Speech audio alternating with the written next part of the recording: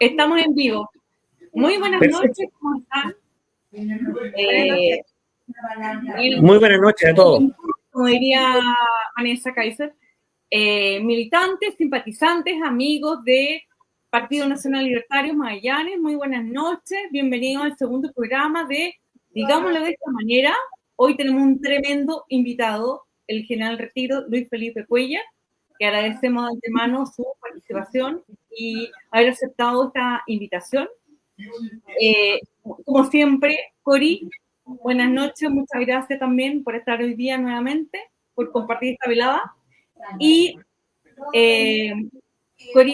Corina le va a hacer la presentación de don Luis, del general.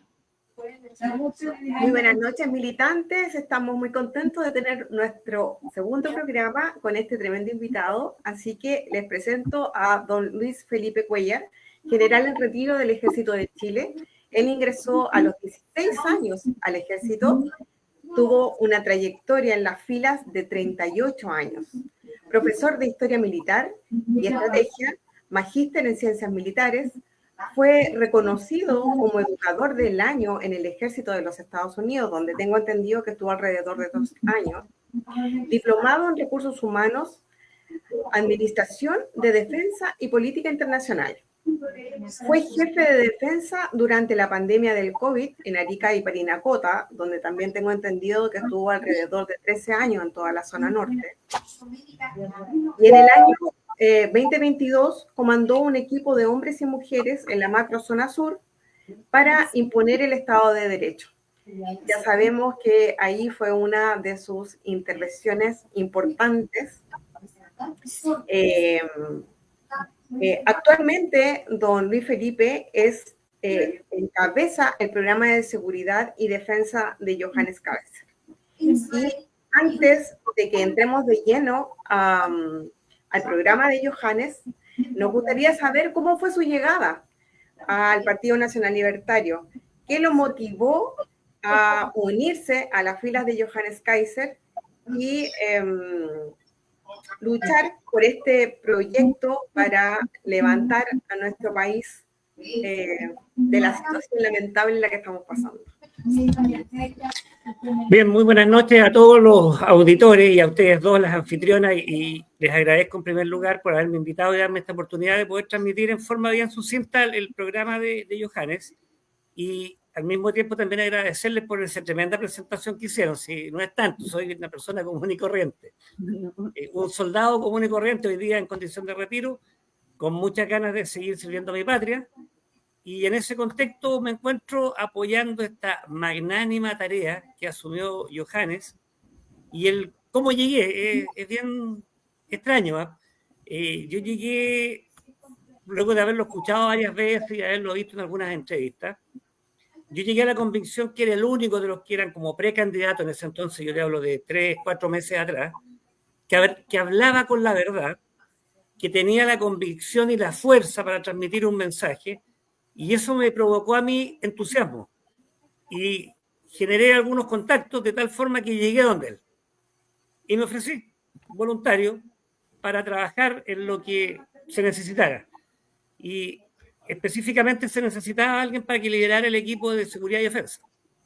Y aquí estoy, contribuyendo con un grano de arena a esta, repito, magnánima tarea de Johannes. O sea, literalmente fue iniciativa propia. Sí, por cierto. Muy bien. ¿Y cómo hicieron?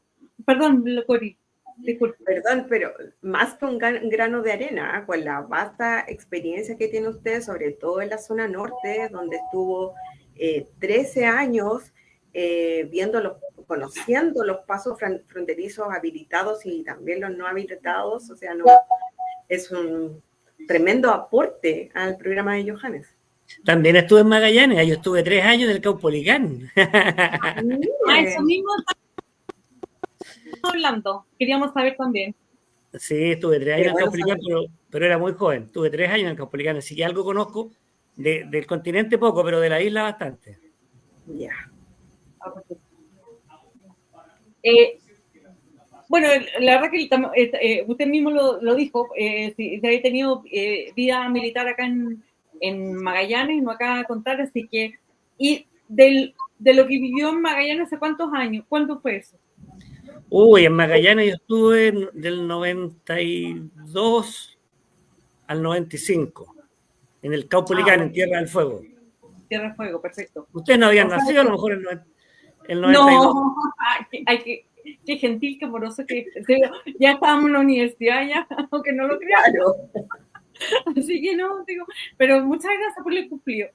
Oiga, bueno, entonces, la isla usted conoce perfectamente las condiciones de Magallanes, o sea, como lo que es Colchane, que es una tierra, y no hay una frontera, un muro, ni un río, ni nada.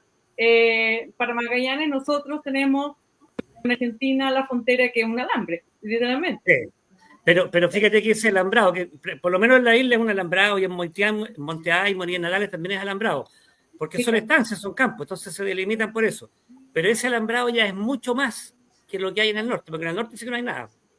Sí, claro, por supuesto. Dentro de las preguntas que siempre hacen, y se lo escucho siempre a las personas que entrevistan y le preguntan a Johannes, es ¿por qué nominan la frontera? Y él siempre da la misma explicación, pero sería maravilloso que usted nos pueda contar en sus propias palabras por qué no cuál es el plan para parar la inmigración ilegal en el norte.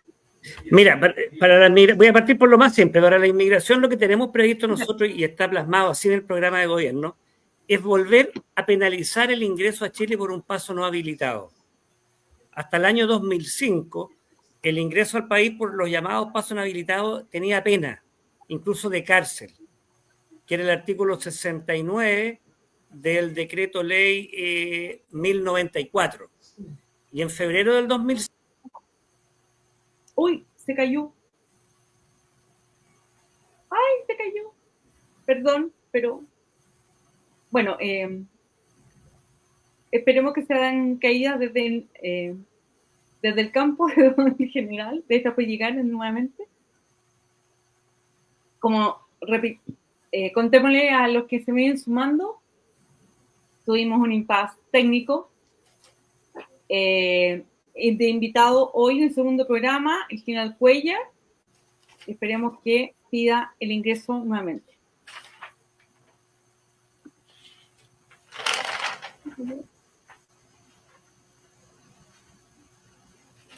Mientras el general se vuelve a conectar, él estaba comentando que en el año 2005 se modificó el decreto ley 1094, donde se eliminó el artículo 69.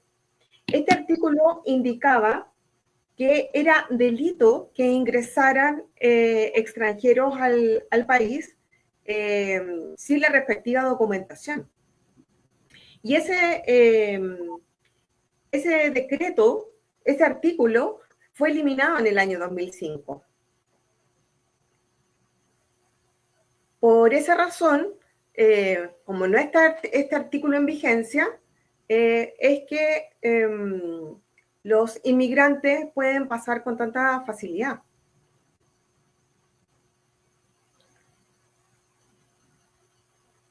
Bueno, en este momento Diana está haciendo las gestiones para que el general Cuellar se pueda conectar de nuevo a esta transmisión.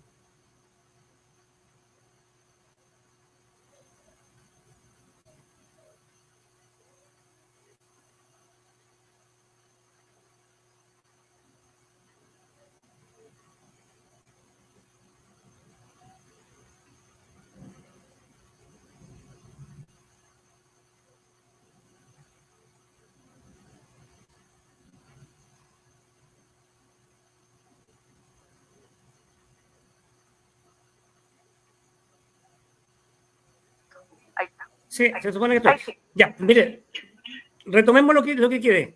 No sé si me escucharon. Hasta el año 2005 era delito ingresar a Chile por los llamados pasos no habilitados. Estaba así plasmado en el artículo 69 del decreto ley 1094. Y en el 2020, en febrero específicamente, se modifica este artículo, se elimina, se modifica la ley de extranjería y hoy día ingresar a Chile por donde quieran no es ni siquiera una falta. Que hay mucha gente en Chile que no sabe eso. Porque ahí me ha tocado en reuniones y en diferentes instancias, hay personas que dicen manden más militares a la frontera. Y me van a disculpar, pero los militares en la frontera están haciendo de Uber. Llegan los inmigrantes, los suben al camión con mucho cuidado para que no se vayan a lastimar, no les vaya a pasar algo, y los llevan a Carabineros o a la PDI, al que esté más cercano, y ahí proceden a autodenunciarse. Entonces, ese es el tema. Lo primero que vamos a hacer nosotros para poder tener un control es volver a penalizar esto. Y por eso que es súper importante que la inmensa mayoría de los ciudadanos se dé cuenta que esto es un problema, que es real, que tenemos 11.000 extranjeros en nuestras cárceles, pudiendo haber muchos más, porque es cosa de ver la cantidad de portonazos, de asaltos en diferentes ciudades del país, y la inmensa mayoría son cometidos por extranjeros.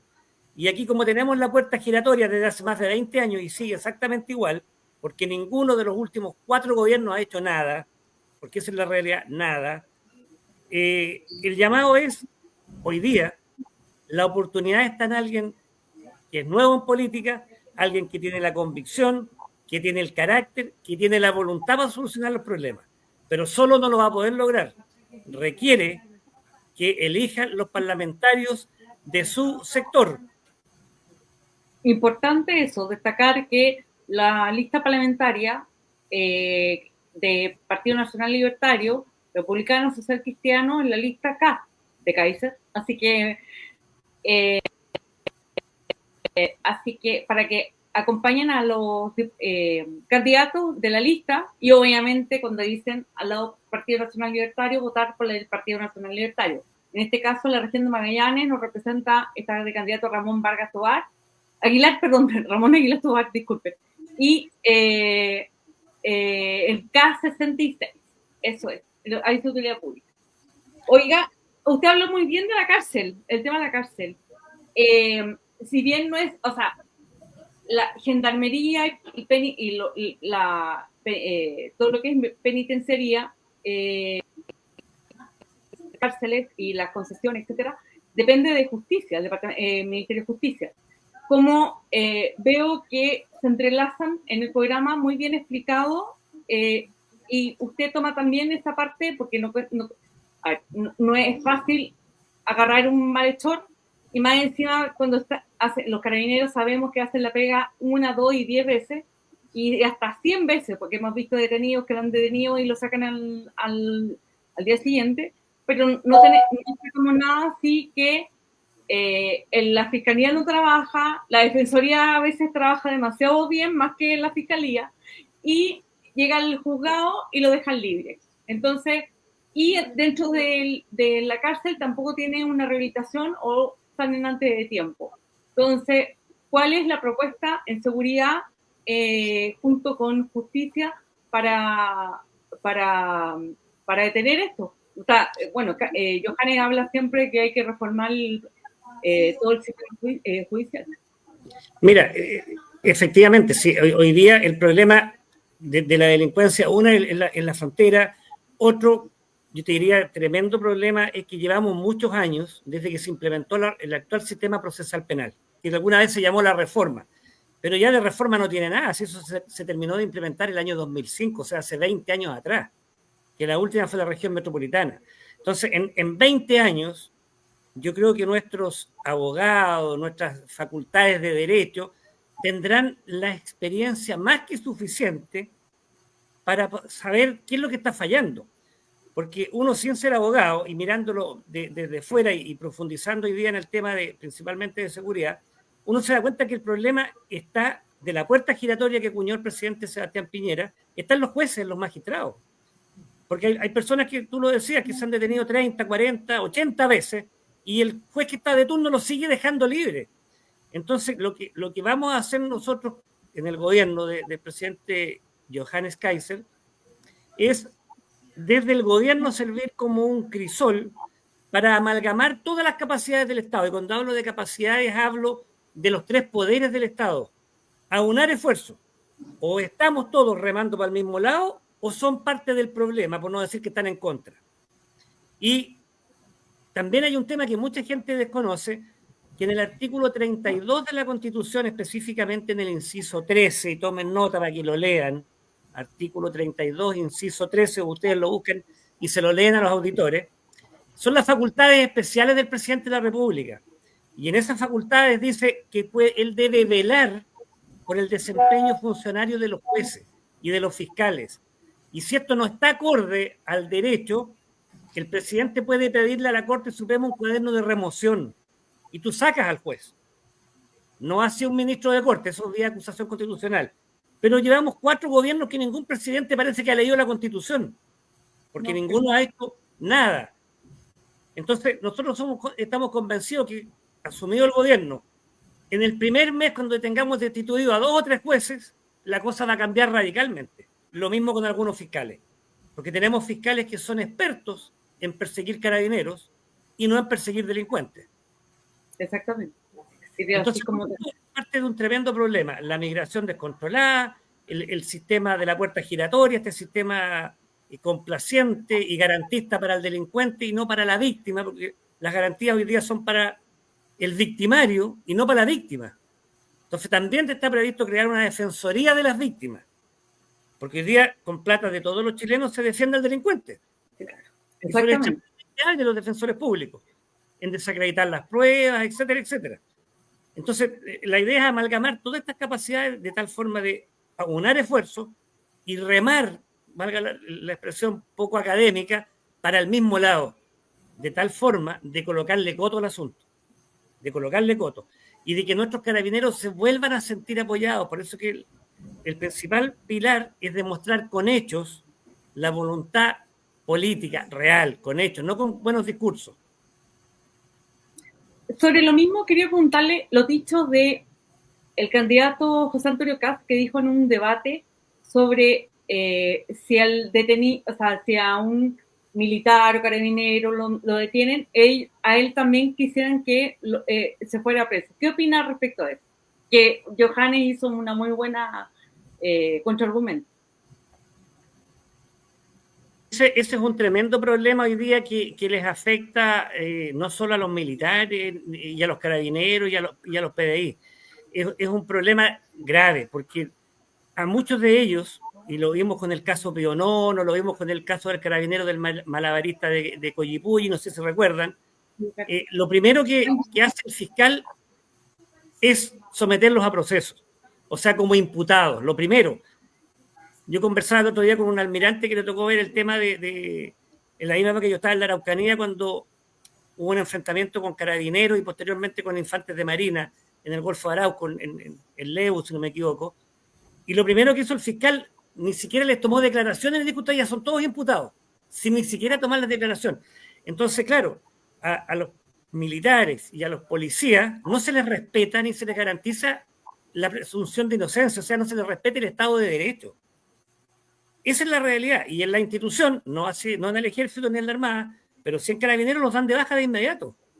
Entonces, ese pobre carabinero tiene que costearse de su bolsillo, el abogado defensor, pierde su profesión, pierde su trabajo, porque la profesión es de ser carabinero.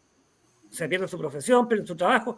Algunos han perdido hasta su familia por servir al Estado y el mismo Estado los persigue. Entonces vamos a demostrar con esto, por eso que hay una defensoría para ellos y van a haber instrucciones, pero más que claras, para los mandos, para que no los den de baja, para respetarles el debido proceso y específicamente la presunción de inocencia. El hombre es inocente hasta que se acredite con hechos la culpabilidad, y no al revés. Cori.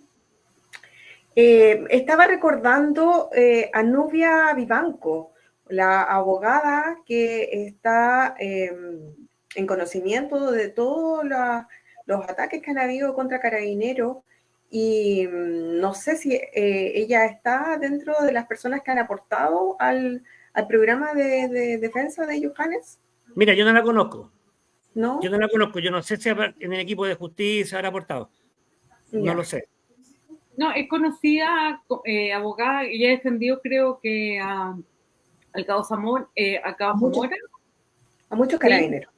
A muchos carabineros. Sí. Y bueno, también es cosa de ver al Claudio Crespo, que lleva 190 días de juicio y tiene hasta 230, 40 más o menos para descargo de prueba. Todavía le quedan como 30 días más de prueba. Oiga, en relación a, quiero ponerle la nota del día, porque esto es, vamos a hacer, perdón. No, esta no es. Ahí está. Perdón. Esta es la noticia del día, pues. O sea, mira, esa noticia estaba ayer ya en algunos medios, estaba ayer circulando, y es una realidad del puerto de un buque. Las Fuerzas Armadas llevan a lo menos 5 o 6 años desde la pandemia en adelante, o sea, 5 años del 2020, en que cada año han tenido menos recursos que el año anterior. Entonces, claro, llegó un minuto en que ya no te alcanza para terminar el año. Y todos los años te van acortando, te van reduciendo, y en contraposición te asignan más tareas. Si los despliegues en la frontera, los despliegues en la macrozona sur, esos no son gratis. Se gasta combustible, se gasta más alimentación, se gasta más munición porque la gente tiene que entrenarse 2 y 3 veces, etcétera, etcétera. Todo tiene un costo. Y esos costos no te los está entregando el Estado. Esa es la realidad. Oiga, y a propósito, hace poco que salió el anuncio respecto a al presupuesto 2026, ¿usted ha tenido la oportunidad de revisar todo lo que el ítem que tiene que ver con seguridad y defensa? No, porque ese presupuesto recién se lo entregaron a la comisión en el Parlamento. Okay. Eso no es público. Ok. Ya. Entonces todavía no saben, no puede... Pero sí he tenido contacto con gente de la institución y tiene un recorte mayor todavía para el 2026. Incluso en remuneraciones. O sea, si este año alcanzamos, estamos en octubre y no alcanzamos con la lucas, el próximo año menos. Van a llegar como a julio. Perfecto. Y, o sea, perfecto no, que lamentable, pero perfecto la afirmación. Y usted cuando asume en marzo, asume como biministro de Seguridad y Defensa, ¿cierto? Sí, pero mira, eso ojalá y Dios quiera que así sea en el gobierno de Johannes. Pero es transición porque el Ministerio de Seguridad es una de las primeras cosas que vamos a cerrar, digamos. O sea, va a durar menos que un año, 2 años, todo renta. Es que además de haber contratado no sé cuántos empleados públicos más, no sé qué función cumplen. Sí, claro, puro periodista nomás. Antes lo hacía la Subsecretaría de Seguridad y hacía lo mismo que está haciendo esto, pero con menos gente. Y me da la impresión que no son muchos los expertos en seguridad. No, claro que no. No, porque los delitos han ido... Sí, son más bien un grupo de amigos, pero bien remunerados. No, esos fueron inteligentes, bien remunerados. Eso hay plata. Sí, claro. Oye, antes Defensa, yo me acuerdo con la época que usted dijo que de Estados Magallanes, pero más o menos, Defensa tenía las 4 Fuerzas Armadas, o sea, las 3 Fuerzas Armadas más la Fuerza de Orden, y no sé si PDI, tengo mi duda. No, la PDI no. No, la PDI no estaba en defensa. Era el interior, ya. Sí. Después, Carabineros sí estaba en defensa. Sí, Carabineros sí. Me acuerdo de la Javiera Blanco, como subsecretaria, ya. Correcto. Después, Carabineros se fue a Interior y ahora se fueron todos a Seguridad. Por ende, cuando usted asuma como ministro sin seguridad, o sea, solamente de defensa, ahí todas las Fuerzas Armadas, la de orden y la policía también pasa bajo su mando, ¿no? Es que por eso que parte inicialmente con 2 puestos, te fijas, claro, con los 2 ministerios, mientras se hace todos los ajustes del Estado, que eso va a tomar mucho tiempo, no se van a hacer en meses, a lo mejor va a tomar 1 año o 2. Sí, claro. Claro, pero al tener la misma cabeza, la misma persona, tú logras un principio que es la unidad de mando. Te fijas, entonces con esa unidad de mando te permite coordinar mucho mejor capacidades del Estado. Y cuando te hablo de capacidades, te hablo tanto de policiales como de los militares, porque se complementan en muchas partes. Se complementan en la macrozona sur, se complementan en la frontera, y se podrían complementar en cualquier otro lugar donde se decrete algún estado de excepción, que también tenemos previsto. porque hay sectores, hay comunas o barrios dentro de algunas comunas en Santiago que están tomadas por el narcotráfico, que están tomadas por el crimen organizado, donde hoy día la policía no entra. O sea, el Estado renunció a cumplir su rol básico, que es garantizar la seguridad, el deber que tiene el Estado. Entonces, en esos sectores nosotros nos descartamos decretar estado de excepción constitucional y hacer lo que tengamos que hacer de tal forma de retomar el imperio de la ley y devolverle esos barrios a los vecinos y expulsar a los narcos. Oiga, Diego pregunta, una puntual general, si conoce la revista anarquista francesa Tikkun, perdón, Diego, y la portada Contribución a la guerra en curso que influyó directamente en la insurrección octubrista. No, esa revista no la había escuchado nunca. Ah, qué bueno. Entonces se la vamos a llegar al... Háganmela llegar. No, háganmela llegar. Perfecto. Yo le digo al Diego que me comparte y se la hago llegar. Mónica dice, mi nombre es Mónica. Ay, perdón. Parece que está ocupada. Esa no es. Una pregunta para las personas de Magallanes. Nos interesa mucho y siempre se habla respecto a nuestra soberanía austral. ¿Qué planes tiene para el tema del estrecho Magallanes que ahora están y que Johannes también lo ha mencionado mucho, la importancia del estrecho que es chileno y como parte de la soberanía y el plan de Magallanes? Mira, el estrecho, como tú lo dijiste, es de soberanía nacional y tenemos que seguir manteniéndolo en estos términos. El estrecho yo creo que va a volver a tener el esplendor que alguna vez tuvo, dadas algunas complejidades que están habiendo por el cambio climático, por escasez de agua en el canal de Panamá. Por lo tanto, yo creo que el estrecho Magallanes va a volver a tener la preponderancia que tuvo, con un comercio mucho más fluido, y en ese contexto nosotros vamos a tener que seguir manteniendo una armada potente que garantice el libre tránsito de todas las banderas. Y eso, sin lugar a dudas, le va a traer mucho progreso a Magallanes. Mucho progreso. Lo mismo ocurre con la proyección en la Antártica, donde tenemos que seguir manteniendo la presencia. Eso mismo le iba a preguntar, venía dentro de la otra pregunta, porque Johannes siempre nos habla de que Magallanes va a terminar siendo el centro político, centro geográfico de Chile. O sea, bueno, de hecho, en el lado sur, usted conoce el Fuerte Pune, ahí tenemos el centro geográfico.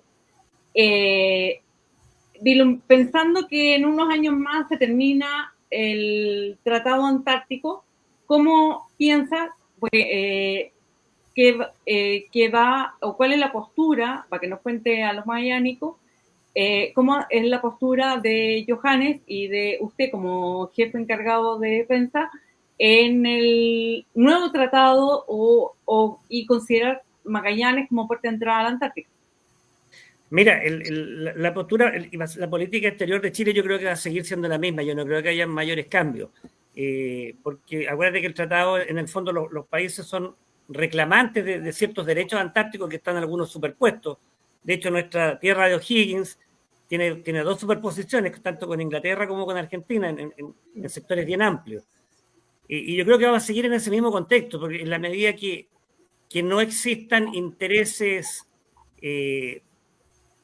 claros y marcados de algún país, que lo dudo que hayan, va a seguir en los mismos términos, pero nosotros no podemos por ningún motivo renunciar a la soberanía y renunciar al ejercicio que estamos haciendo en nuestras bases. Y ahí tiene que continuar el desarrollo tanto de la Armada, de la FACHI, incluso del Ejército. Este año cambiaba el general, el comandante de la MASO, ¿no? Lo cambiaron al almirante de la MASO. Lo cambiaron. Ya. Sí, ya lo cambiaron. Ahora el comandante en jefe de la Armada es almirante Cabrera. Mauricio dice, claro, el 2040 es el Tratado Antártico. Todavía no alcanzamos con... No, faltan muchos años, el 2040, pero no hay que despreocuparse. No, claro, porque no hay que despreocuparse porque hay demasiado interés en la Antártica de muchas potencias. Porque, claro, es muy probable que en algún minuto, a lo mejor en 1000 años más, la Antártica vuelva a no estar cubierta por hielo, pero eso no lo sabemos. Pero hay mucho interés para las reservas de agua, etcétera. Cori, ¿quieres preguntar? La verdad. Sí, Es que había un comentario ahí de Diego respecto de cómo retomar los valores después de octubre. Las ciudades están todas sucias, manchadas, rayadas. Esto muestra una decadencia social y que espero que vayamos recuperando. En una entrevista suya también usted hacía mucho hincapié en esta pérdida de la limpieza, de que se ve todos los muros rayados y que además estas rayas tienen mensajes, tienen trasfondos, capturan grupos disidentes. Entonces me gustaría que nos hicieran un comentario respecto de ese tema. Mira, eso es un tema, yo diría, extremadamente importante, porque tanto la raya, los grafitis, son incivilidades. Y el problema es que nuestra sociedad, porque no vienen de octubre del 20, vienen de antes, del octubre del 19. Esto viene de antes, se ha ido incrementando. Lo que pasa es que ahí tocamos fondo. Claro. Ahí en el intento de golpe de Estado que le hicieron al presidente Piñera, ahí destruyeron prácticamente muchas partes de muchas ciudades, los centros de muchas ciudades los destruyeron. Eran verdaderos escenarios de batalla, o sea, eran ciudades arrasadas, como que hubiera caído una bomba. Arica, Iquique, Talca, que me tocó ver, Santiago, ¿para qué vamos a hablar? Yo te hablo de las que vi. Y era como que hubiese pasado un campo de batalla, como que hubiera estado la Segunda Guerra Mundial ahí. Entonces, claro, esas incivilidades han pasado 5 años y tenemos alcaldes que no han hecho absolutamente nada. Entonces, claro, hoy día no nos asombra que tengamos las calles llenas de hoyo, en circunstancias que todos pagamos permiso de circulación y es para eso, y hay alcaldes que miran para el lado. Yo no sé si la plata la gastan en fundaciones, de hecho la gastan en fundaciones algunos, o no sé qué cosa.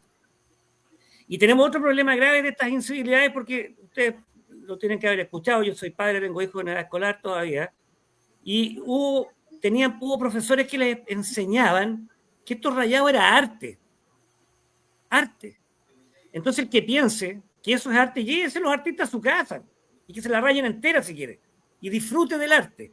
Pero yo creo que la inmensa mayoría de los chilenos no miramos eso como arte, lo vemos como una incivilidad. Entonces, claro, si tú empiezas a ver abandono con hoyos en las calles, con muros rayados, con vidrios rotos, lo que vamos a hacer es aplicar una teoría que está muy desarrollada en varias partes, que es la teoría de la ventana rota, que es la que va permitiendo este incremento de una cosa tras otra, y primero son las rayas, después rompen los vidrios, después se roban las puertas, y finalmente la casa termina siendo ocupada por vagos, por delincuentes. Y ahí se juntan a fumar marihuana, a consumir droga, y empieza la escalada de los delitos. Entonces, eso lo vamos a enfrentar desde la expresión más básica, que son las incivilidades. Pero ahí también, te vuelvo a repetir lo mismo que les dije delante, que el Estado tiene que funcionar como un crisol donde amalgame todas las capacidades. Y ahí va a haber que mancomunar los esfuerzos de los alcaldes. Y por supuesto que no va a ser fácil, porque te vas a encontrar con alcaldes que piensan que esto es normal, que validan todo este tipo de incivilidades, y hay alcaldes que validan y protegen a delincuentes. Entonces ahí vamos a tener problemas que yo te diría que no van a ser menores y que nos va a hacer trabajar el doble o el triple. Y te digo trabajar el doble o el triple, pero cuando los ciudadanos vean, los vecinos, que la comuna A de una ciudad grande que tiene más de 2 municipios está funcionando bien, está ordenada, está limpia, y tú puedes volver a salir a pasear en la noche, usar las plazas, usar las calles con tus hijos, va a empezar a presionar al que no quiere hacer la pega, digamos. No sé si me entiendes. Sí, completo. Sí. Por eso que necesitamos aunar esfuerzos, y como tenemos que modificar algunas leyes, necesitamos que elijan a los parlamentarios que están en la lista, no a otros. Por favor, no elijan a los de la derechita cobarde. Muy bien. No elijan a la cobarde, que es buena para negociar, nos tiene como estamos porque ha negociado todo lo que la izquierda quiere. Exactamente, ellos han corrido el cerco para el otro lado. Cada vez más a la izquierda. Exactamente.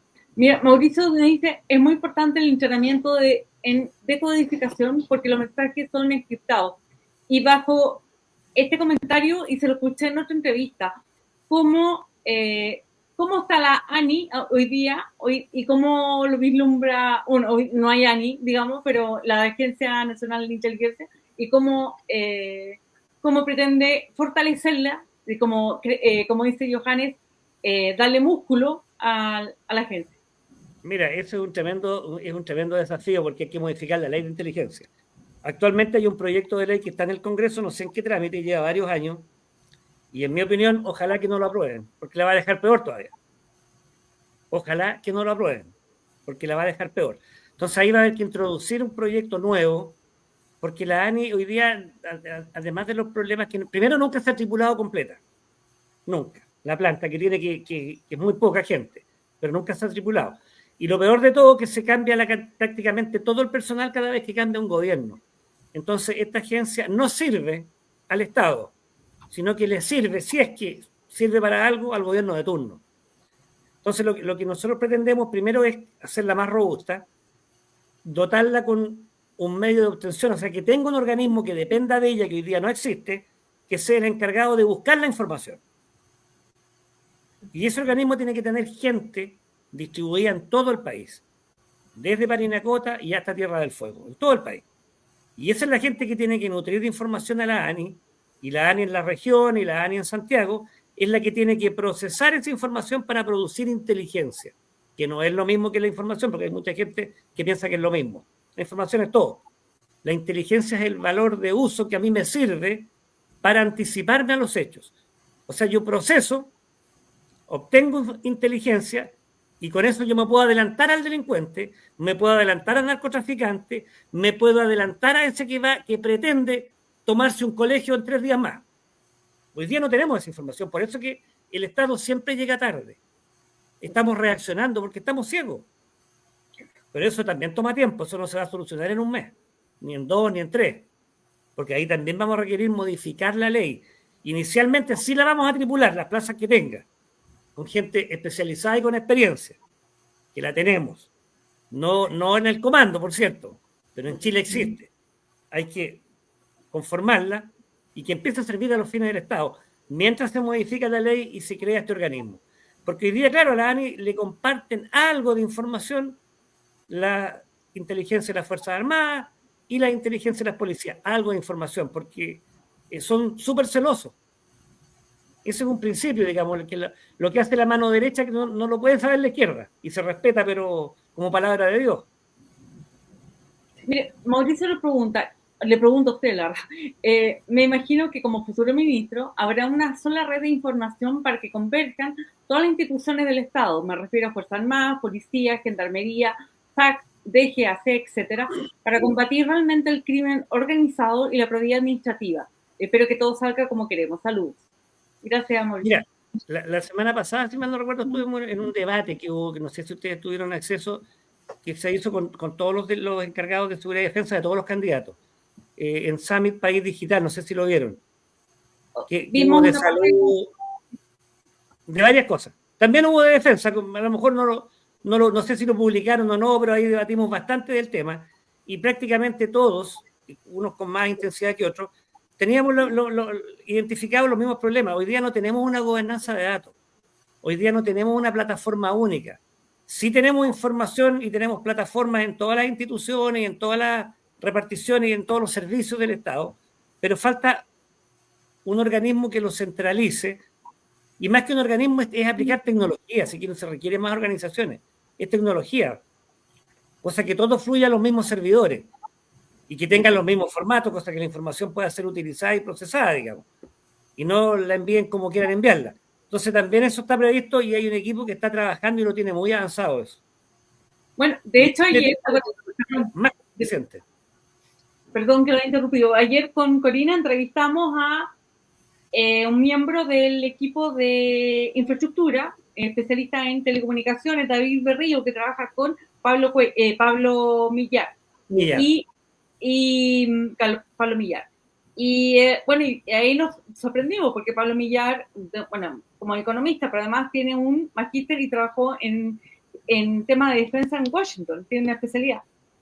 Entonces, ayer hablamos todo lo que es tecnología, ciberseguridad, blockchain, todo eso, y estaba dentro de las preguntas que iríamos a hacerle, cómo bueno, que en cierta forma igual le adelantó la respuesta, cómo va a trabajar en temas de tecnología para abarcar todo el espectro de instituciones que convergen en este ítem, porque aduanas, el SAC y todo lo que hablamos, que hizo mención Mauricio hace un rato, todo tiene que ver a la larga con seguridad, como la aduana, la DGAC, el traspaso como la llegada al aeropuerto, la salida del aeropuerto, lo de los puertos mismos, toda la información que sale, la carga, la que llega, etcétera, la extranjería, el que entra, el inmigrante, el indocumentado, etcétera.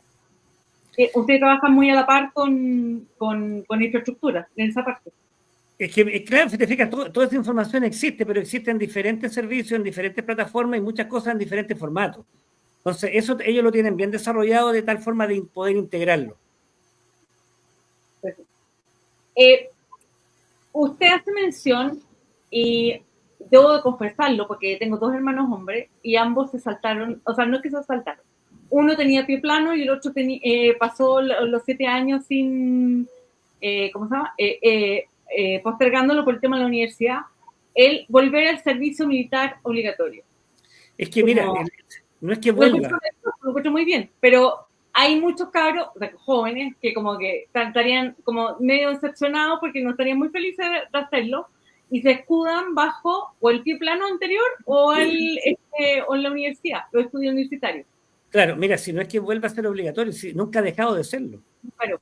Nunca ha dejado de ser obligatorio, lo que pasa es que se ha ido flexibilizando y como el ejército en los últimos 30 años se ha disminuido a 1/3 de lo que fue, 1/3, por supuesto que requiere menos contingente. Y tuvimos años en que había más recursos, entonces empezamos a incorporar tecnología, bastante tecnología, y eso implicó reducir gente. Tú en la medida que pongas más tecnología, más capacidad en sistemas de armas, reduces personal.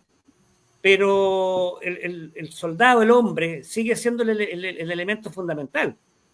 Y en ese contexto, claro, llevamos muchos años en que no se ha podido completar la dotación que el ejército actual requiere, que son alrededor de 14.000 soldados.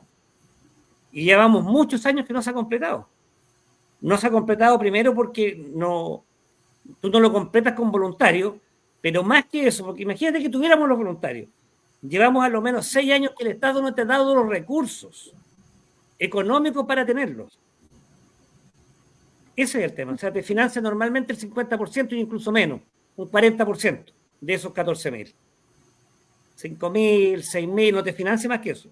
Eso yo te hablo en los últimos 5 años. Incluso 6 años. Entonces, si como Estado tú no crees, difícilmente la cosa se va a hacer realidad. En la previa, preparando en la entrevista, Corina me hizo mención de algo, una estrategia que tiene Israel que es muy buena. No recuerdo cómo se llama en este minuto, pero en Israel preparan a los jóvenes como en un servicio militar, les entregan todas las herramientas y las expertise para después destinarlos a zonas que están despobladas, donde les entregan espacios físicos donde los pueden hacer producir, que pueden trabajar y vivir en ellos. Y ahí cumplen 2 funciones. Por una parte protegen y por otra parte colonizan. Entonces, a lo mejor se podría estudiar la posibilidad de preparar en un futuro cercano a jóvenes chilenos para que vayan colonizando territorios que tenemos en Chile despoblados y que necesitamos que haya protección, pero de gente que esté bien instruida. Mira, sí, al respecto han habido muchos estudios para incentivar que existan más voluntarios para hacer el servicio militar, porque es muy natural y es bien que así sea que muchos jóvenes aspiren a tener una carrera universitaria. Y ojalá todos pudieran tenerla. ¿Te fijas? Y para esa persona que se sacrificó, que sacó buenas notas en el colegio, que dio una buena prueba con el nombre que sea, Páez, PSU, ya no sé qué nombre tiene ya, me cambian el nombre cada rato, Páez. Que se sacrificó, imagínate que tuviera un puntaje nacional y va a entrar a la carrera que ha soñado toda su vida y le dicen, no, usted entra al servicio militar. ¿Te fijas? Entonces, hay que tratar de compensar y buscar equilibrios. Y a lo mejor un equilibrio podría ser, mira, ok, usted se preparó, estudió, sacó el puntaje, la universidad le va a congelar la vacante, se la mantiene. Pero además, mientras usted esté haciendo el servicio, el Estado, como usted cumplió con el servicio, le va a pagar completa su carrera. ¿Podría ser un incentivo? Podría ser un incentivo. La carrera que usted quiera se la va a pagar completa. No con el crédito con aval del Estado, no. Se la paga el Estado completo porque usted se sacrificó un año o dos sirviendo a la patria. Entonces ahora el Estado le paga la carrera. ¿Podría ser un incentivo? Podría ser. Pero eso es plata, tiene un costo. O sea, si no te financian la asignación mensual, porque los soldados conscriptos no reciben un sueldo, porque el servicio militar no es un trabajo, es una carga del Estado. Entonces no tiene sueldo, tiene una asignación. Si no te asignan ese dinero, que es mucho menos que el sueldo mínimo, difícilmente te van a asignar más recursos. Si no te asignan los recursos para comprar la alimentación para ese contingente y para comprarle el vestuario, difícilmente va a tener. Pero ahí es donde tenemos que ir nosotros, te insisto, en la medida que podamos salir de la crisis, porque hoy día la crisis es absoluta, es de seguridad, es económica, porque por todos lados el Estado está quebrado, digamos, y en los hospitales ahora ya se transparentó lo de las Fuerzas Armadas, ¿para qué vamos a hablar de vivienda? Entonces, claro, mientras no podamos tener los recursos, y para tener los recursos, el equipo de economía lo tiene súper claro. O sea, lo que tenemos que hacer es reducir los ministerios y empezar a desvincular a más de 150.000 empleados públicos que no hacen nada. Esa es la realidad, que no hacen nada. Y ahí, claro, por supuesto, van a haber otros incentivos. De Israel hay muchas cosas que son válidas, pero hay otras que no, porque la realidad es completamente distinta a la de ellos. En Israel el servicio lo hacen 3 años los hombres y 2 las mujeres.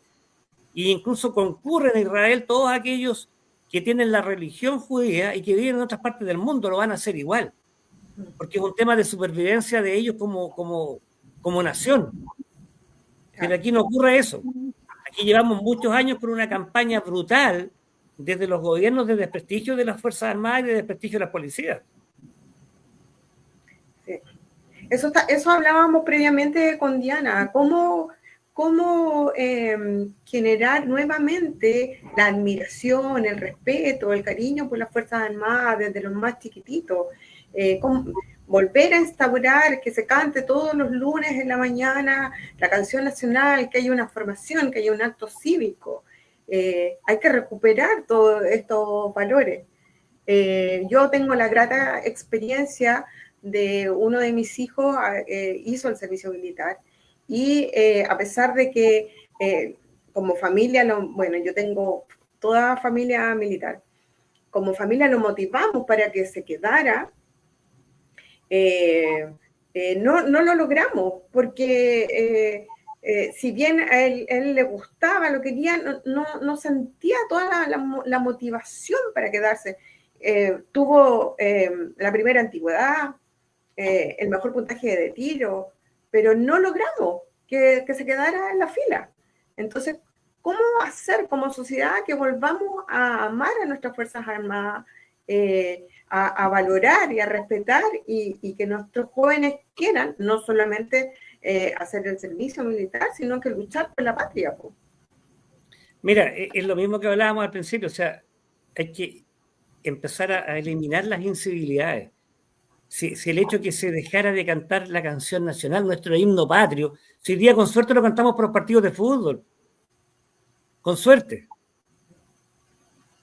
entonces no se canta en los colegios. Tuvimos una época, no sé si se recuerdan, que ni el escudo nacional se colocaba en los símbolos del gobierno, ¿se acuerdan o no? Aparecían unos cuadraditos. Sí. Entonces, claro, hemos tenido una campaña brutal de destruir todo lo que era nuestra identidad como nación. ¿Para qué vamos a hablar del mamarracho de proyecto de constitución que hubo? El 1, sí. Y el también. Claro, entonces el tema es que todo eso va a haber que empezar nuevamente a formar desde los más pequeñitos. Y ya las generaciones más grandes, yo los digo honestamente, ya están perdidas. O sea, aquí lamentablemente hay 2 generaciones que les lavaron el cerebro, como dice Axel Kaiser, les llenaron la mente de parásitos mentales, valga la redundancia, Y esas están perdidas. Porque son generaciones que les inventaron que estas cosas no servían, que les lavaron el cerebro con la ideología de género, les inventaron que las cosas eran gratis y que se las iban a dar, entonces no quieren trabajar, no les interesa hacer nada. Entonces con ellos no hay que seguir gastando en ellos, están perdidos. Son 2 generaciones perdidas. Apostemos a los pequeñitos, al preescolar. Y curiosamente en el presupuesto de educación que lo leí en la prensa, es donde más los castigan es ahí. Sí, claro. Y le dan invierten fondo a donde no hay que invertir. Invierten en los que tiran piedra, los que se toman las universidades. Oiga, respecto volviendo al tema de las cárceles, se habla mucho de que no vamos a hacer más cárceles, distintos candidatos dicen no vamos a crear más cárceles y la discusión está dónde hacerlas, etcétera. Pero cárceles tenemos, creo que hay que administrarla mejor y definir, de hecho Johannes siempre repite que la de alta seguridad tiene un porcentaje nomás de ocupados, por ende tiene capacidad como para recibir más personas, pero usted tiene un plan especial como para distribuir y acomodar los grandes delitos, o sea, como los que cometen los grandes delitos en cárceles especiales, ¿o no? Sí, mira, más que un plan, lo que hemos estudiado y hemos analizado es primero las capacidades que hay hoy día en cuanto a plazas. Y efectivamente no están con hacinamiento, están con una sobrepoblación según la propia Gendarmería. Pero lo más complejo es que en muchas de ellas los módulos están compartiendo el mismo sector delincuentes que cometieron un delito menor, por decirlo así, versus unos que cometieron un crimen, un asesinato. Entonces hoy día las cárceles se han transformado en una verdadera de escuelas del delito o de universidades del delito. O sea, el que entró, y te voy a hacer un ejemplo burdo, entró por robarse una gallina, que dudo que alguien llegue a la cárcel por eso, pero asumamos que así fue, va a salir de la cárcel después de haber estado 4 meses compartiendo con un sicario, va a salir experto en otra cosa y no rehabilitado. Entonces lo primero es que todos los reos vistan un uniforme de reo y no ropa de calle, de civil, porque tienen una jerarquía de acuerdo a cómo se visten.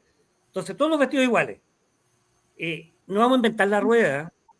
Si el modelo en un país pequeñito de Centroamérica llamado El Salvador está el modelo. No vamos a inventar la rueda. Ahí está el modelo. Expulsando del país a esos 11.000 extranjeros que están en las cárceles, tú liberas 11.000 plazas. Conmutándoles la condena a muchos que hoy día son adultos mayores, algunos con enfermedades terminales, y mandándolos a sus casas, también liberas un montón de plazas. ¿Te fijas? Entonces, el problema no es tan grave. Y hay varios proyectos que están en ejecución de ampliación de algunas cárceles. Pero el construir cárceles nuevas, ustedes saben que trabajan en comunicaciones que no se hacen de un año para otro. No. Pueden pasar 4, 6, hasta 8 años y no se va a construir una cárcel nueva. Esa es la realidad. Y esperemos que nos suelten una tapita de Coca-Cola del año 80 porque nos demoramos más. Claro, ningún alcalde quiere que construya una cárcel en su comuna. Entonces por ahí escuchaba una candidatura que vamos a hacer cárcel en el desierto. Eso es mentirle a la gente. Primero, ¿cómo va a hallar el agua? ¿Cómo va a hallar la electricidad? O sea, sí, se puede hacer, claro, pero con un costo brutal y en un estado que está quebrado. Entonces lo que tenemos que hacer hoy día es ajustar con lo que tenemos. Y no le mintamos a la gente, si en campaña es re fácil mentir. Pues. Y te voy a volver a la primera pregunta que me hiciste cuando hablaste de campos minados en la frontera. Claro, hay algunos que dicen que van a volver a poner minas, más de un candidato lo he escuchado yo. Y eso es mentirle a la gente. Si el país suscribió hace muchos años el tratado de la Convención de Ottawa, se han gastado una cantidad de millones de dólares en desminar y no vamos a volver a sembrar minas. Eso es una mentira, no va a pasar, eso no va a ocurrir. Tendríamos que salirnos del Tratado de Ottawa, tendríamos que salirnos de la ONU y tendríamos que volver a gastar otra brutalidad de millones de dólares en sembrar minas. Y las minas se sembraron en la década de los 70 porque teníamos una amenaza que eran tanques, era una amenaza blindada. No era para combatir o no era para frenar la inmigración ilegal, porque como ingresar a Chile era delito y lo tomaban preso, no llegaban hordas. Pero como el 2020, les vuelvo a repetir, lo despenalizaron, hoy día llegan hordas de delincuentes y más. Aquí se generaron a través de firmas de tratados internacionales, principalmente firmados por la señora Bachelet, todas las condiciones para que los extranjeros lleguen a Chile. Hoy día los extranjeros tienen prioridad en la atención de salud primaria. Para ellos no hay lista de espera, que hay mucha gente que no sabe. Hay chilenos que se han muerto esperando una operación, pero el extranjero llega y lo operan el mismo día. Y a ese chileno que tenía el pabellón le dicen, no, el doctor se enfermó, y le postergan la operación. Eso ocurre. Yo tengo amigos médicos. Eso ocurre, pero operan al extranjero. Tienen prioridad los jardines infantiles de la Junta Integra. Y el chileno sigue esperando, y por eso que tenemos mamás chilenas que están cesantes y que no pueden trabajar. Tienen más puntaje para las viviendas sociales. Es más, salió en la prensa hace 1 o 2 semanas que hay inmigrantes que vinieron, les entregaron casa y se fueron y ahora las tienen arrendadas y vienen del extranjero. Entonces aquí generamos una suerte de paraíso fiscal para recibir a cuantos delincuentes había en el vecindario. Con la vista y paciencia de todo el mundo, y esto se aprobó con los votos, y voy a ser nuevamente majadero de la derechita cobarde. De la derechita cobarde, que ya saben quiénes son, Chile Vamos. O Chile Fueron, como digo yo. Lo que usted hablaba de las generaciones perdidas, Diego nos dice que es resultado de la subversión ideológica que explica el ex agente de la KGB, Yuri Bezmenov. Sí, lo he escuchado algo similar. No, esa gente no lo había escuchado nunca. Pero para ordenar el país es necesario utilizar las Fuerzas Armadas en primer lugar o infraestructura crítica. Esto solamente para ordenar. Sabemos que las Fuerzas Armadas no están para interactuar con la ciudadanía. No obstante, es necesario, luego se liberan una humilde opinión. Gracias, Mauricio. Sí, mira, aquí qué bueno que toca el tema, porque mira, hay un proyecto de ley que también lleva varios años en el Congreso, que es el de la infraestructura crítica. Y ese proyecto de ley tiene varios problemas. El primero, que no precisa, ni define, ni conceptualiza cuál es la infraestructura crítica. Entonces, yo no sé si ustedes se acuerdan que a principios de este año, el alcalde de Maipú estaba pidiendo estado de emergencia en Maipú y quería que los militares le custodiaran los supermercados. Y después va a aparecer otro que va a querer que custodien las bombas de benzina, después va a querer otro que custodien los bosques. Entonces, al final vas a tener a los que visten uniforme transformados en la empresa de seguridad de capitales privados. ¿O no? Entonces, si tú me preguntas, les voy a decir lo mismo que la ley de inteligencia. Ojalá que lo de la infraestructura crítica no lo aprueben nunca, porque creo que es malo, pésimo.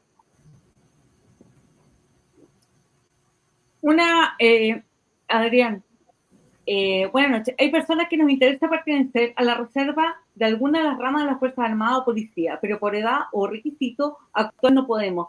Pero podemos aportar de otra forma a alguna institución, especialmente con la experiencia laboral que uno tiene. ¿Podrá usted, como ministro, modificar esto y hacer posible que los interesados puedan acceder a la reserva? Gracias, Adrián. Buena pregunta. La voy a ocultar para que se vea el general en la pantalla. Sí, mira, le recojo la idea, porque yo creo que hay mucha gente que sí le interesaría. Hay mucha gente que le interesaría. De hecho, es bueno que así sea. Porque la gente que está en la reserva es gente motivada, gente que tiene ganas de aportar. Entonces, es bueno que así sea. Y si hay restricciones en el decreto ley que norma la reserva, sí, eso se puede modificar, porque es un decreto. Eso se puede modificar. Pero vamos a caer en lo mismo. Tenemos los recursos. Hoy día, yo no sé si escucharon, vieron lo que transparentó ayer el cuarto en jefe del ejército. Hubo que cerrar los centros reservistas en todo el país, y se cerraron el año pasado, no este año ya, porque no hay recursos para ello. Entonces, claro, prioriza a los que están activos versus la reserva. Pero son parte de las medidas que sí tenemos que implementar, pero para eso tenemos que hacer el ajuste que hay que hacer en lo económico. ¿La ley del cobre? Es que la ley reservada del cobre se derogó hace 3 años. Sí. Más, se derogó en el gobierno Piñera. O sea, ya prácticamente 4 o 5 años. Y se crea la ley de capacidades estratégicas que no le han entregado un peso en estos últimos años. En estos últimos 4, no solo este gobierno. El anterior fue igual. Entonces, caemos en lo mismo, la derechita cobarde. Exactamente. Oiga, una pregunta antes de hacerle la pregunta final. Hay muchos suboficiales, amigos, simpatizantes que estuvieron en el 73, que están, ¿cómo le pregunta? Le gustaría saber cuál es la actitud, cuál es Johannes, perdón que me he enredado, Johannes prometió que se iba a cerrar Punta Peuco porque iba a mandar a los presos a sus casas porque están con temas de salud, cómo firmar, hacerle jurar que realmente va a cumplir su palabra. ¿Cuál es el plan para las personas que dieron la vida y lucharon en el 73 y que están ahora, la están juzgando, lo están persiguiendo y están, bueno, de hecho, han fallecido muchos detenidos, presos dentro de la cárcel? Mira, yo de hecho conozco a varios fueron comandantes míos, varios fueron profesores míos, a varios los estimo mucho, tengo amistad con ellos, pero no es un tema que pase por mí, digamos, en el programa de seguridad y defensa, es un tema que lo tiene que ver, que lo ve justicia, que ellos lo tienen súper claro y lo tienen muy bien abordado. El punto es cómo tener la certeza, porque hubo un presidente años atrás que les prometió en una reunión, les prometió que iba a hacer eso y después, bueno, les mintió. Pero aquí caemos en lo mismo que cuando partimos, cuando tú me dijiste por qué yo estoy aquí. Yo creo que Johannes es un hombre de palabra. Yo creo que es un chileno bien nacido, es un chileno de tomo y lomo. Por lo tanto, si él empeña su palabra, la va a cumplir. Si vota Kaiser, recibe Kaiser. Obvio. Tal cual. Y ahora sí, hoy día sí que aprendí. Voy a dejar la pantalla para terminar. Vamos a liberar al general de este cuestionario. Le voy a dejar la pantalla para que le diga a nuestros militantes, a nuestros seguidores, por qué usted va a votar por Johannes Kaiser y por qué las personas deberían votar por Johannes Kaiser. Mira, les voy a repetir lo que ya he dicho como 3 veces. Primero, porque luego de haberlo visto en muchas entrevistas, pero principalmente haber estado en Chilevisión cuando fue el debate y haber visto de lugar muy cercano, privilegiado, cuál era la forma de expresar, cuál era la forma de responder, cuáles eran los argumentos, cuán posesionados está del puesto a los distintos candidatos, no tengo ninguna duda que hoy día el único que tiene las condiciones, que está absolutamente claro con el programa, que tiene un programa que está desarrollado completo y que tiene un equipo robusto detrás, es Johannes Kaiser. Que no le sigan vendiendo humo. No sigamos pensando en los empates, no sigamos pensando en los acuerdos, no sigamos pensando en que a él le gusta más negociar, porque por negociar y por esas personas de poco carácter estamos como estamos. ¿Qué más quieres que le diga? Vota 4. Clarito como el agua. Muchas gracias. Así, tal cual. 4K, exactamente. Don General, muchas gracias por haber aceptado la invitación. Muchas gracias por esta conversación, por esta exposición de los pilares. Le agradezco muchísimo la buena voluntad, la buena disposición, la buena onda, y le agradezco, lo dejo libre para que pueda ir a ver a nuestro candidato al programa de TV. No sé, ustedes lo saben porque son los avisos parroquiales. Y además está decirle que estoy a su disposición si es que quieren que vaya algún día a Punta Arenas, porque hace unos pocos días fui a Puerto Montt, fui a Osorno, me invitaron. Espectacular, qué bueno, espectacular. Me invitaron, fui, me reuní con bastante gente en 3 ciudades, menos de las que yo me hubiera gustado, pero sí fue importante, y nació de la directiva del partido de esa región de los lagos. Nació de ellos, me contactaron y fui.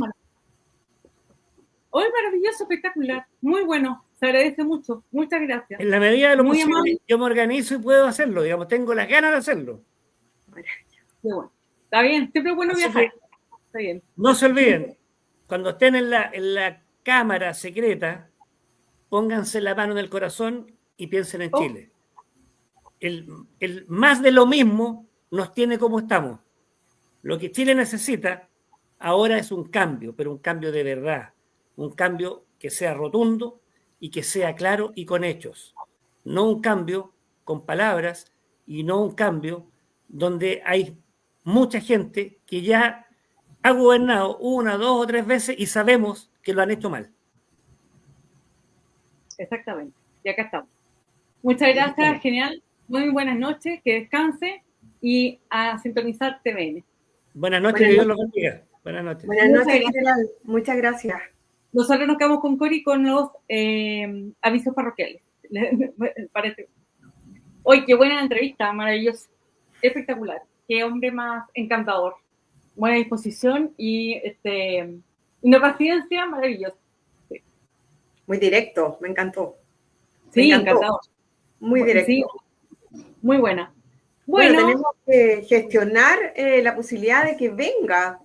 Sí, o sea, sería maravilloso tenerlo de visita. O sea, como llamamos a Carlito al tiro rápido ya para que gestione. Así que sería muy bueno. Creo que sería una muy buena carta para ayudar, para apoyar la campaña acá en Magallanes. Sin duda se necesita. Así que sería espectacular. Bueno, pero mientras gestionamos la visita del general Cuellar, ¿qué tenemos para este sábado?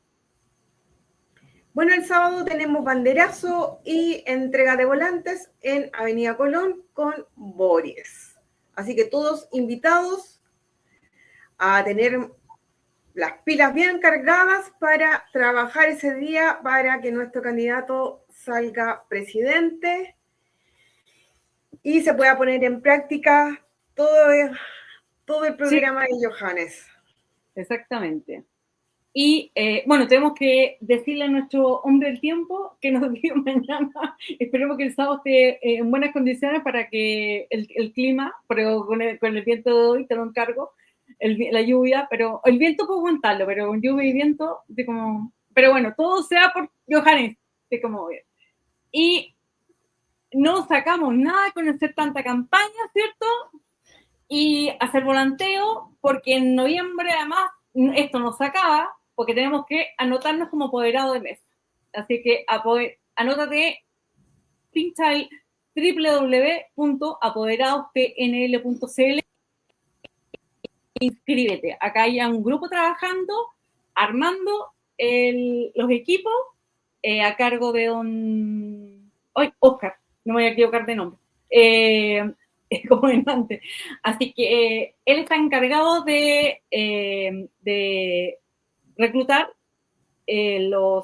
antes lo reclutó don Ángel, pero ahora está a cargo don Oscar, y así que primero voy a dejar este banner para, si tienen duda y quieren inscribirse, escríbenos a magallanes@nacionallibertarios.cl. Ya estamos bastante trabajados, de hecho somos una de las regiones que estamos más avanzadas. Así que pónganse las pilas al resto del país. Nosotros tenemos hizo un muy buen trabajo con Ángel para reclutar apoderados, está muy motivado. Oye, y aparte que la plataforma es espectacular, porque te hacen clases online y te cosas cápsulas, etcétera. Así es que igual hay que defender los votos. Y no tenemos, y como dicen todos los candidatos, y el mismo Johannes y la misma Vanessa, no nos pongamos a celebrar cuando Johannes, porque primero se leen los votos de presidente. Así que hay que esperar, aunque estemos felices, contentos, porque Johannes pasa segunda vuelta, tenemos que quedarnos también en la mesa para defender los votos de nuestros candidatos a diputados, porque en Magallanes elegimos diputados. Así es que, dos cosas. Primero, el sábado tenemos volanteo y además anótate como apoderado de mesa para apoyar hasta el último día a que tengamos un maravilloso 11 de marzo viendo cómo Johannes asume la presidencia. Así que, bueno, siendo las 22:15, Cori, nuevamente un placer. Ya veremos. Muchas gracias por hacer junta este programa. Supuestamente bueno, nos tienen que confirmar el próximo invitado y la fecha, así que ya lo sabrán. Y muchas gracias a todos los que se conectaron, le pusieron like, comentaron. Gracias por sus saludos, gracias por sus preguntas, felicitaciones, etcétera. Así que un abrazo grande, nos vemos y, ¿cómo dice Johannes? Esto ha sido, bueno, él dice el Nacional Libertario, pero en este caso esto ha sido, digámoslo de esta manera. Un abrazo, buenas noches y vamos por TVN. Buenas noches, Nacional Libertario. Vamos a apoyar a Johannes ahora en TVN. Los que tienen X, el hashtag es Kaiser, hashtag Kaiser en TVN. Así que para que apoyen en X y en todas las redes sociales. Un abrazo, muy buenas noches. Chao, buenas noches.